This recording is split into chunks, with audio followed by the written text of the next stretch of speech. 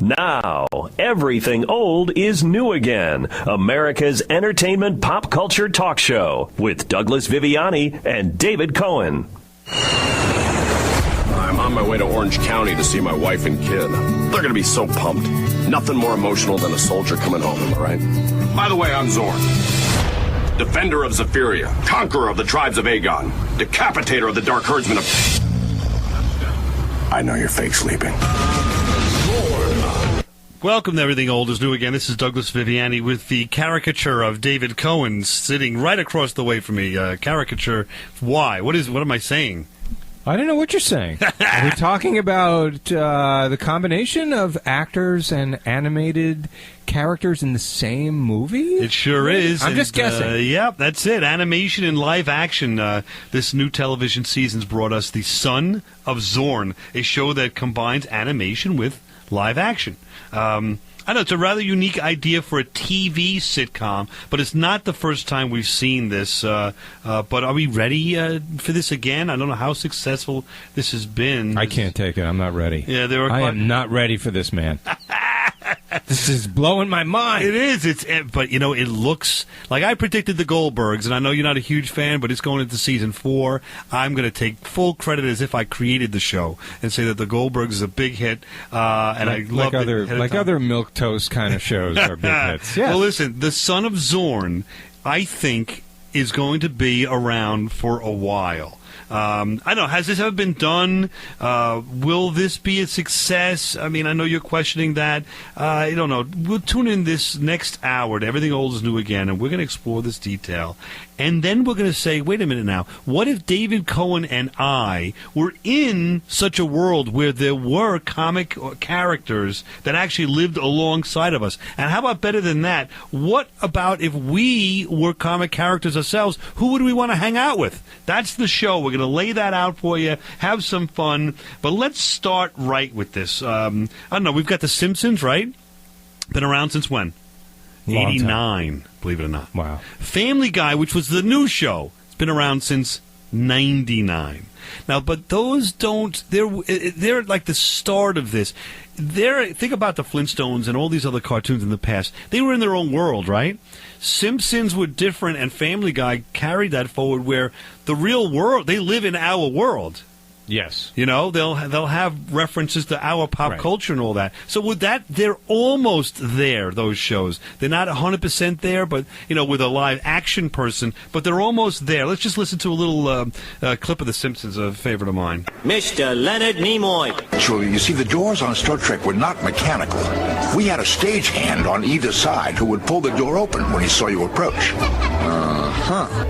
A solar eclipse. The cosmic ballet goes on. Does anyone want to switch seats? I see. So you're saying that the actual human was, you know, the character in The Simpsons, not you know, the film like the real person appearing. Right, they still were a cartoon, but it was still the real human. So it's almost there. Right. And what a great success that is. But Zorn's a little step beyond that because you now have live action people with these characters. But I'll look at Family Guy for a smidge here. Take a look at what they did, the same kind of thing.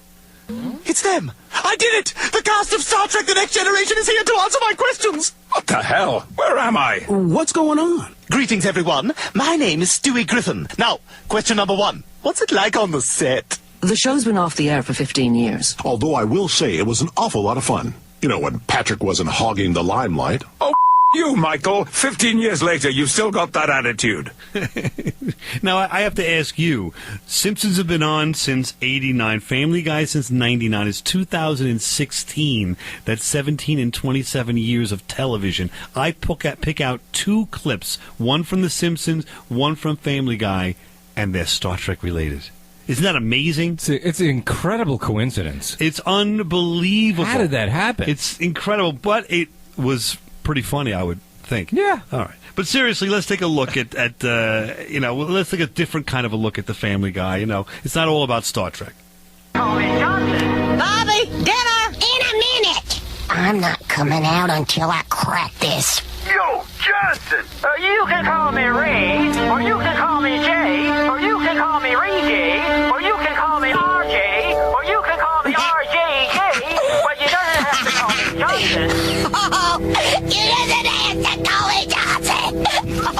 Johnson got another one. I can see David. He's like, you ever see those cartoons? If you were a cartoon right now, your head would be all red and steam would be coming out of your ears. You ever see those? Because you're a little bit perturbed at hearing that clip. Well, that's one of your favorite comedy bits, right? And you can call me Ray, or you can call... I mean... Wow. I love that guy, Johnson. I just don't get it. I love that. So they're they're in the real world. But you really want to get serious about it? Let's take a look at animation with live humans. We've gotten beyond now this idea I think I'm ready. I think I'm ready. Yeah. So let's look at Gene. Listen, it's going to be quick. Gene Kelly with Tom and Jerry in Anchors Away. Well, I can't sing and I can't dance, so there had to be a law. You can't so sing and dance. Anybody can. But anybody whose heart is big and warm and happy, they can. Go on, try it. Just for a minute. Try being happy. And then he goes on and dances like a loon with Jerry, if you remember that little mouse.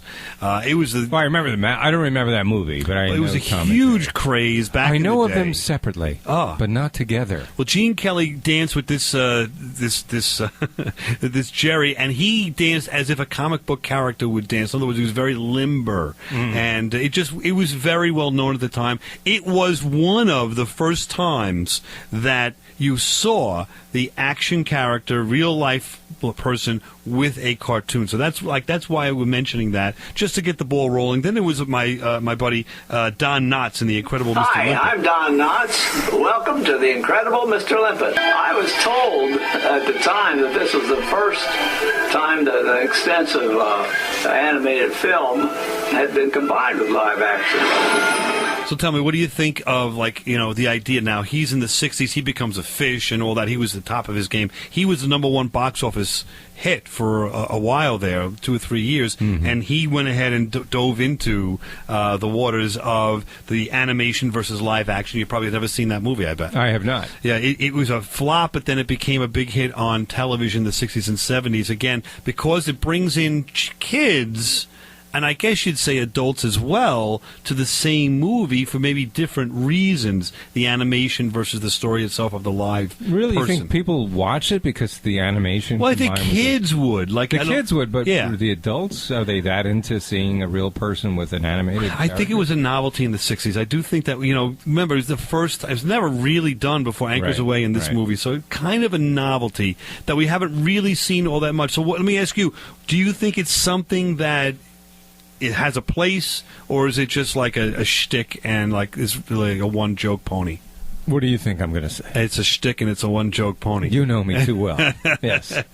I agree on some level. That's why I'm hopeful for the Son of Zorn, because what I've seen of the clips, I haven't seen the show yet, and it's out now, so I got to get on and check it out. But I think that it's interesting in that it's a comedy, it's a straight-out comedy. It's like He-Man coming to life, coming back, and to tutor his son, but he can't get along with what's going on in this world. But, I mean, it's all about the quality of the show, right? I mean, if it's written well, it's character-driven, blah, blah, blah, it's good. It opens doors to different kind of jokes is what I like. Yes, it has. Yes, of course. Okay, but it's placing this odd character from another world, in different situations, and okay. So it has the possibility if you handle it well. For example, he gives his son this big, huge bird that you could ride on, and the wife is like, you can't give this to this 15-year-old. What are you doing? So he takes a knife out and just kills the bird right there. I mean, I'm just saying, you got to see what they can do with it and where they go with it, and explore it. But what I've seen, it looks like it could be a lot of fun. Well, here's Mary Poppins, Dick Van Dyke dancing with the penguins. Yeah. Another touch. We'll be back and everything old is new again. Animation against live action.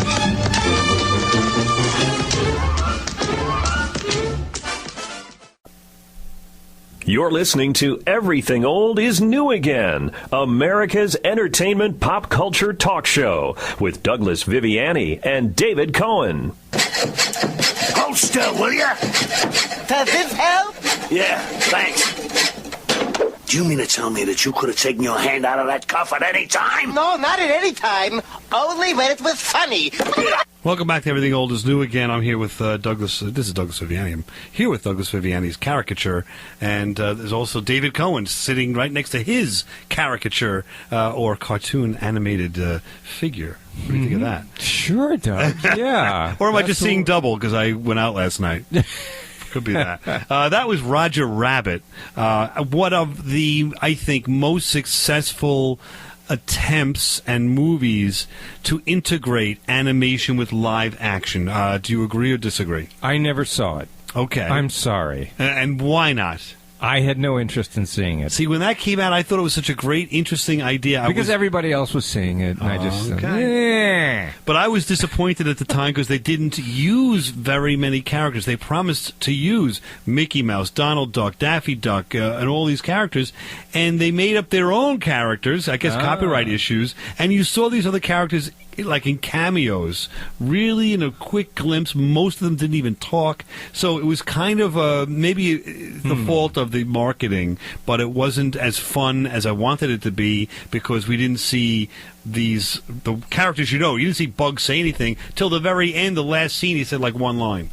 So, like, I don't know, whatever. Right, I mean, it wasn't so... But the problem is, I think that was one of the best. Mr. Limpet was not so good. Anchors Away and Mary Poppins, but Mary Poppins only had one scene of that. Anchors Away was, it's okay. So...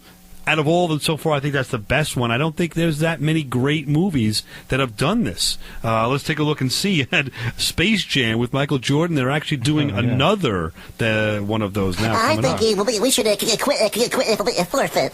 Listen, I didn't get dragged down here just to get my butt whipped by a bunch of ugly monsters. I ain't going out like that. We gotta fight them back. We gotta take it to them. And what do you say? Are you with me or not?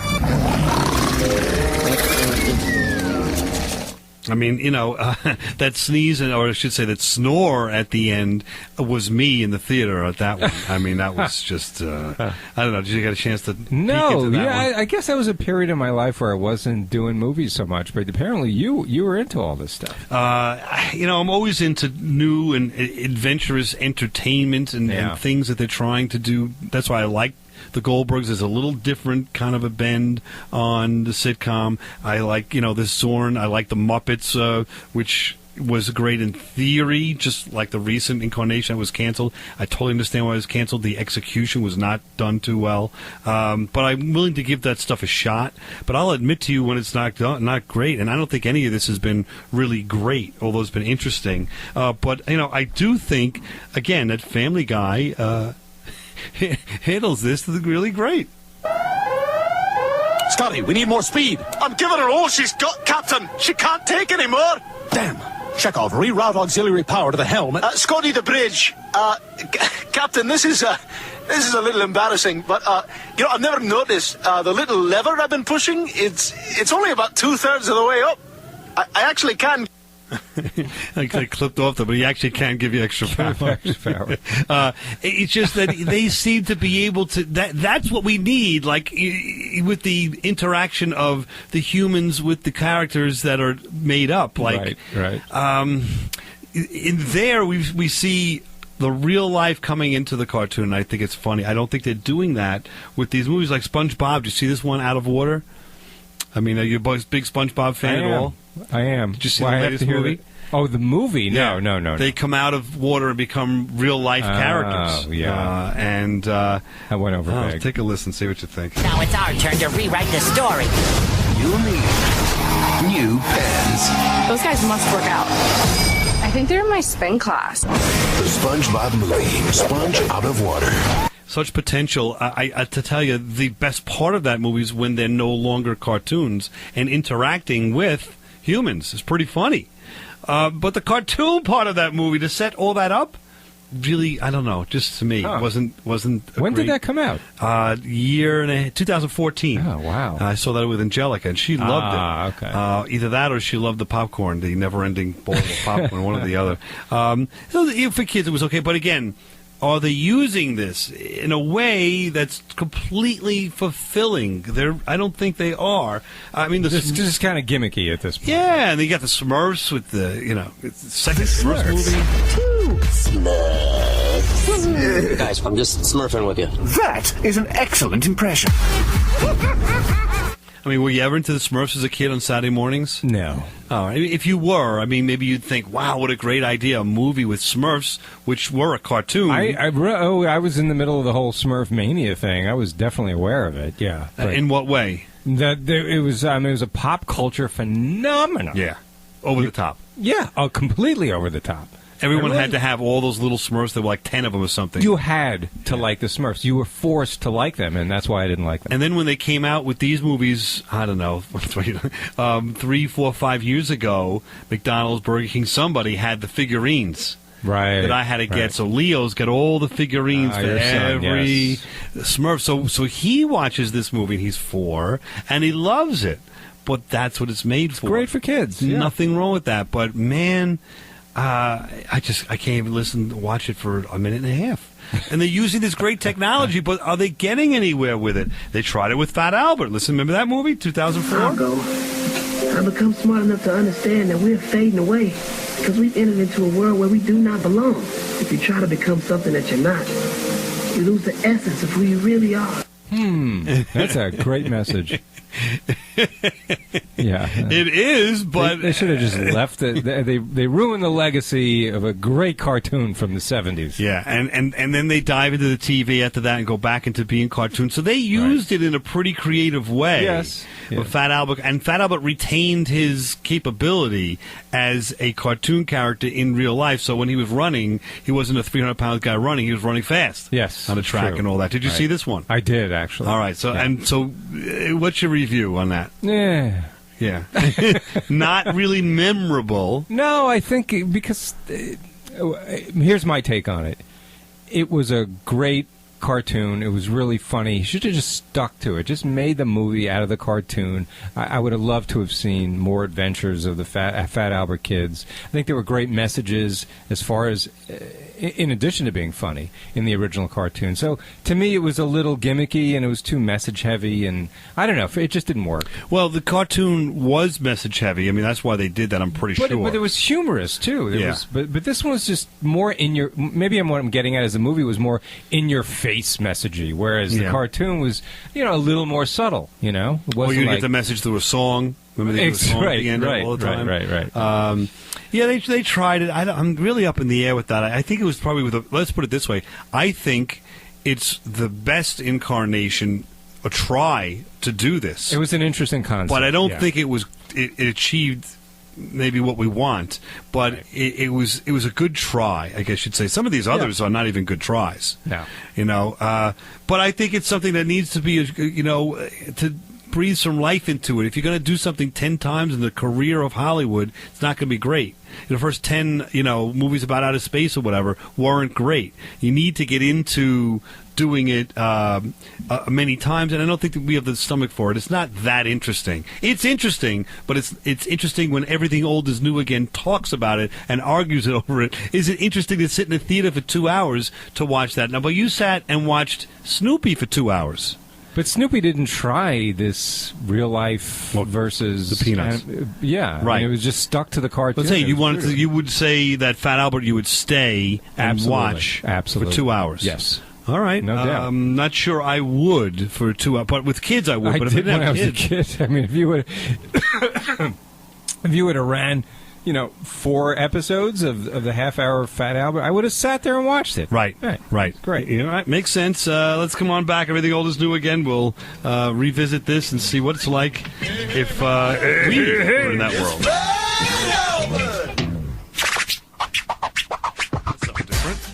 Now, back to America's entertainment pop culture talk show. Everything old is new again with Douglas Viviani and David Cohen. I know you haven't always had a great relationship with your dad, but he got a job, he got an apartment, he freed all his slaves. I think he's really making an effort to change. Food whore! Waitress! Yeah, we're gonna both have the ribeye. How would you like that cooked? It says, I don't want that clip. Oh, these clips are this week are getting clipped up a little short there. That's Zorn. This is Douglas Viviani with David Cohen on Everything Old is New Again. We're going to dive into the world of cartoons and explore as only Everything Old is New Again will do, and discuss what if we were in the cartoon world as a cartoon. Who or what would we want to be? David Cohen, let's just throw it to you right off the bat. Who do you think would the character that's out there now that most resembles you? Well, I would say one thing, my wife would say another. So what I would say is Bugs Bunny. Right. Giving myself a pat on the back. Right. My wife would say it's more like Mike Wazowski from Monsters, Inc. He's the one that was voiced by Billy Crystal. Okay, and why? What's the explanation? Because I'm, in her words, probably a little more nebbishy, like Mike was. But I kind of think I'm very witty and, kind of a wise guy, more like Bugs. All right, let's hear a little bit of Mike Wazowski, and this will be Mike Wazowski as if he was acting as David Cohen, if that makes any sense. Hey, this thing on? Hello, testing. Hey, good evening, how are you? Nice to see you. I tell you, it's great to be here in your room. Where are you from? Never mind, you're in kindergarten, right? Oh, I love kindergarten. Best 3 years of my life. But I love sports. Dodgeball was the best. Oh, yeah, I was the fastest one out there. Of course, I was the ball, but I was the ball. See? All right. Back to your old days when you did stand-up, it looks like. Yeah, I guess I am more like Mike. Sadly. That's really sounded like you circa 1993 at the Gotham Comedy Club. Yeah, especially, is this on? Hello? And that wasn't the rehearsal, I guess. That was the real... I don't know how they got a peek into your life and to make that come alive like that. That's they had me mic'd, I guess. Secretly recorded. Who would have been your friend back in the day? Who would have been at the Gotham to at least listen to or try to listen to Who would I have liked to have been my friend? Yeah. I don't know if he would have been my friend, but definitely Woody from Toy Story. Right? And why is that? He had a big heart. He would hang out with someone like me. He also had a little bit of a edge to him, I think, a little wit. Let's just listen and see what we've got here for Woody. Please be careful. You don't want to be in the way when my laser goes off. Hey, a laser? How come you don't have a laser, Woody? It's not a laser. It's a little light bulb that blinks. What's with him? Laser envy. That wasn't flying. That was falling with style. You actually think you're the Buzz Lightyear? Oh, all this time I thought it was an act. Hey, guys, look! It's the real Buzz Lightyear! You're mocking me, aren't you? Oh, no. Buzz, look, an alien! Where? All right, so this... Yeah, I mean, he's very snarky, but in the end, he was a loyal friend, right? Yes, but he's got a little edge to him that I think you like. You'd have played off of him a little bit. I think so. And he might have been better for you on stage to work off of as a comedy routine, a comedy Anything act. would have been better than me just standing there by myself. Yes, I agree. I think you were better than that. We're just playing that off because Mike Wazowski went down that road. But to be fair, you're a lot better than that. But back to and staying in the world of the cartoon or the animation. What about you, Doug I would Viviani? say I'm more like Foghorn Leghorn, like a tree falling in the forest, trying to grab attention and trying to, grab control of situations that just are out of control, like can't be controlled. I also think my job would be something like controlling Gigantor. That would be something what I would do. Kind of cool. Yeah, and I'd have as a friend. Probably I would like to have Bugs as a friend. As a friend, like a co-worker or something like that. Right. And then Barney Rubble would be my buddy afterwards for a little happy hour. Okay, and I would go home to Jessica Rabbit. Oh, there you go. So let's listen to that. I just laid it out for you. Now I did a little bit of a day in the life. We've taped that because I did step into that world. So listen to how it would sound. Pay attention to me, boy. I'm not just talking to hear my head roar. Smart boy, got a mind like a steel trap, full of mice. That woman's as cold as a nudist on an iceberg.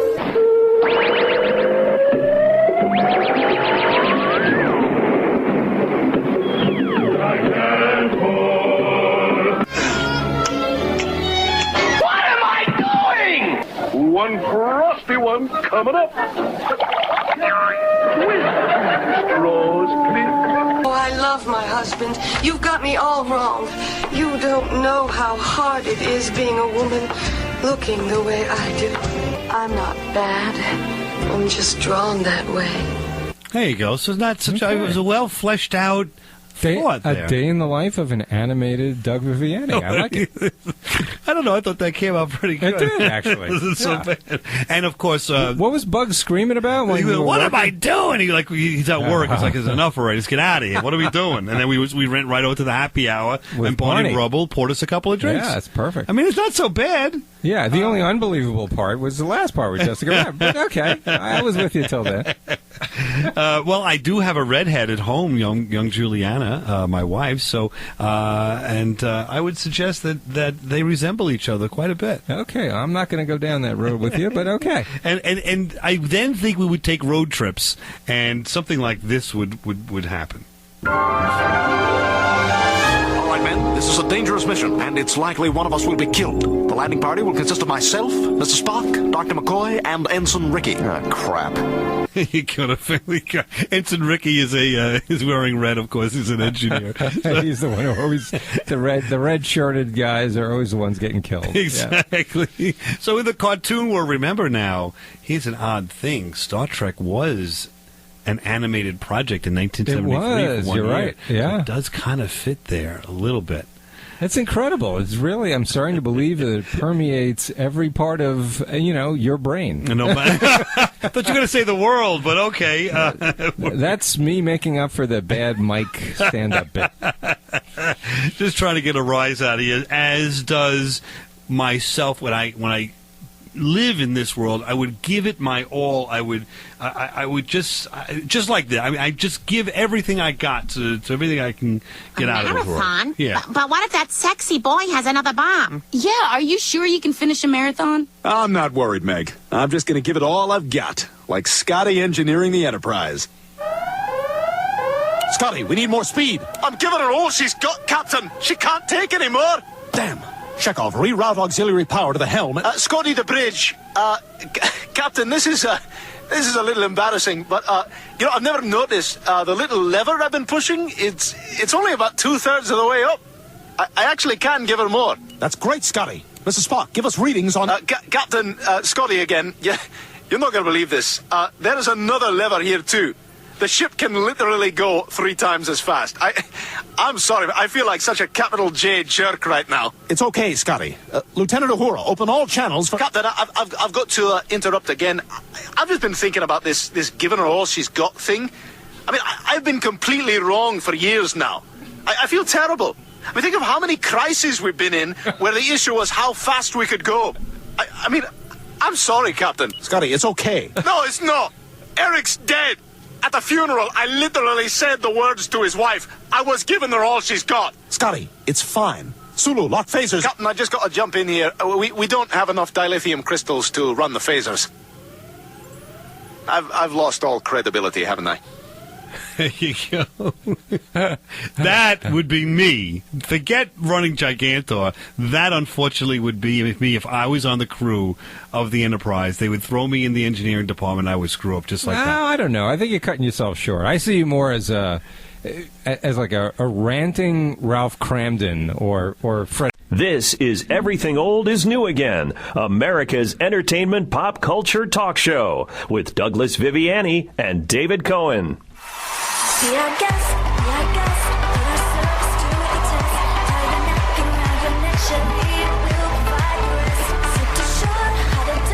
Welcome back to Everything Old is New Again. We're discussing the Disney animation, and there we're talking about the Disney show that has permeated the world now. Dancing with the Stars. Every season has their own Disney setup where they do a dance to their favorite Disney animated characters, and the animated characters are interacting with humans, and that's what we're talking about. Films and products where you have the integration of the human being with the animated character. That's how I feel we are in the studio right now. I feel like you're the animated character and I'm the human. So I get it. So it'd be perfect, because if you were to pick a friend, if you that was animated, that would be in your life, besides the animated Douglas Viviani, who would it be? Besides you? Yes. I got to go with Bugs Bunny. You do? Yeah, because, he's got your back. If you get on his good side, he's very smart, he's funny, it's good for some laughs, good for some pranks.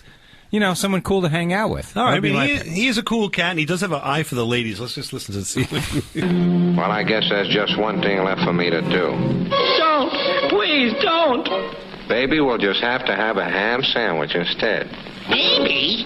Remember, Gaston, the customer is always right. If it's rabbit baby once, rabbit baby gets. Yahoo! There you go. So there's your wingman when you go out to the bars. Who else do you need, right? He knows Bogey. Yeah, and come on. He's all set with the ladies. Not bad. I also, though, think that he's very... I'm not going to say conniving, but he's very scrupulous when it comes to the dollar. Yes. Rocky, the money, Rocky. Oh, yeah. One for you and one for me. Two for you and two for me. What's up, Doc? One for you. How about me, boss? Oh, yeah, one for you. To me, boss. One for you.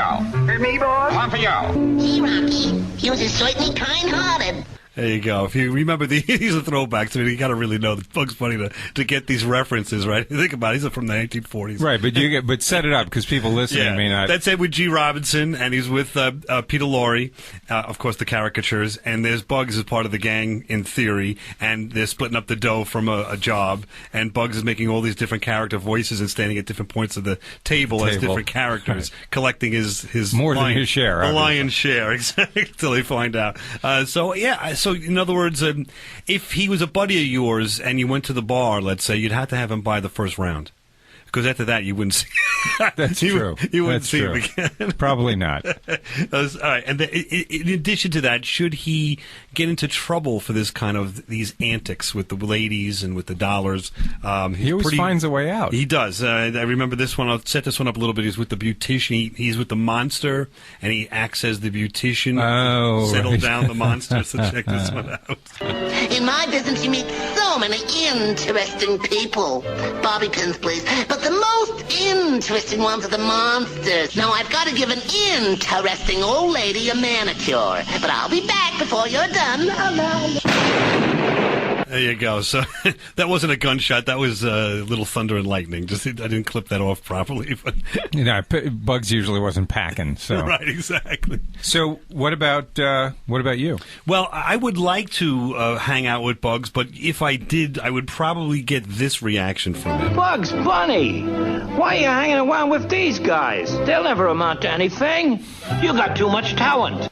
Yeah, so I mean, this is all my buddies would be talking like that to Bugs, and before you know it, we'd be standing alone. So I'm going to then bring to the plate an animated feature that is not along the lines of Disney and not along the lines of the usual animation, but this is... I don't know. I would probably go, even with this gang, I would still enjoy even like doing something like bowling. So I won't let you know who it is until you hear the clip and see what we'd have there. All right, everybody got your bowling shoes? Everybody got your balls? I don't have my shoes. Jonathan, we were just up at the counter. Why didn't you get your shoes? I don't have my shoes either. What the hell? You need your shoes to bowl. Now, why exactly can I not wear my loafers? What is the danger there? Because, Patrick, those are the rules. Well, I think it's just because they want another $1.50 from me. Come on. Tell everybody what that is. Do you even recognize? It's from Family Guy. It's Stewie. Patrick Stewart, of course, and the gang. Right. He was able to, I guess he beamed them there in the world of animation to his world and in Family Guy, and they went bowling. And it was the actual voices of all of the Star Trek Next Generation characters.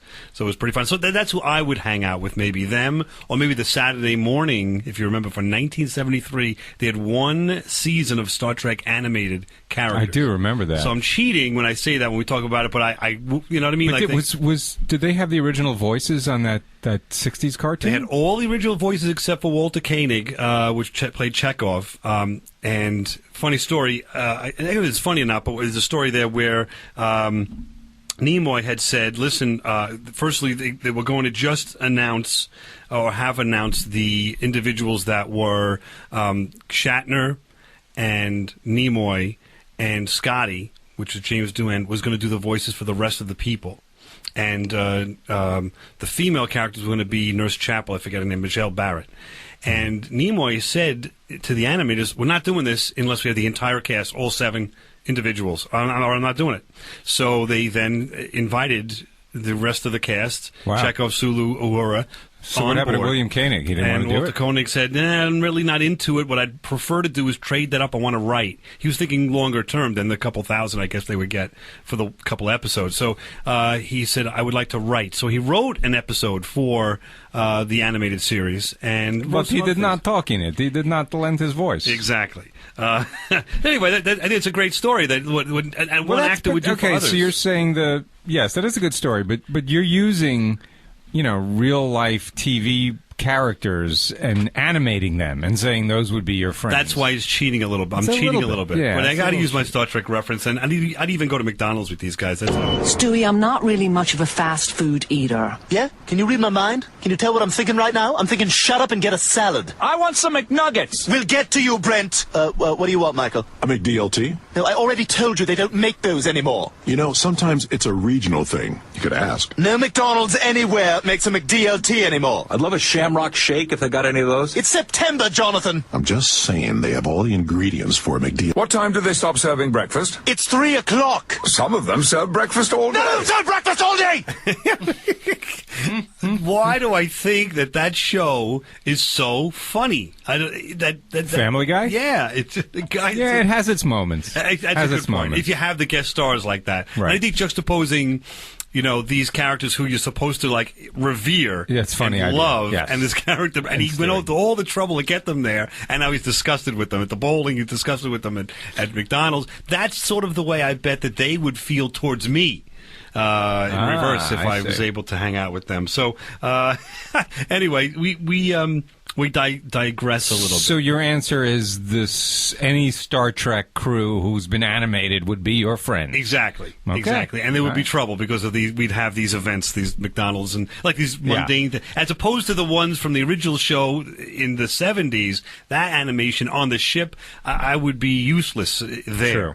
That's true. That being the case, as far as I'm concerned, we've got another minute and a half here, so I'm going to ask you to summarize the idea. Oh, I hate this. I hate the extra time at the end. I never know where this is going. Summarize what? So I want you to summarize the idea that do you think in the future this is a viable product that people will buy, like this show Zorn? Oh, absolutely. Son of Zorn. Absolutely. So are you going to watch Son of Zorn? I will watch Son of Zorn because it's breaking into new territory, and it could open the floodgates for more anything to put real actors out of work. I'm all for that. Well, you still have the voices. You don't even have the voices anymore. Zorn's got the voice. Well, okay. Not the average Joe actor, right? Well, that'll be another show. All right. I think we're all set. We'll be back on Everything Old is New Again. Come on back next week for some fun and adventures into the world of America's pop culture. Everything Old is New Again.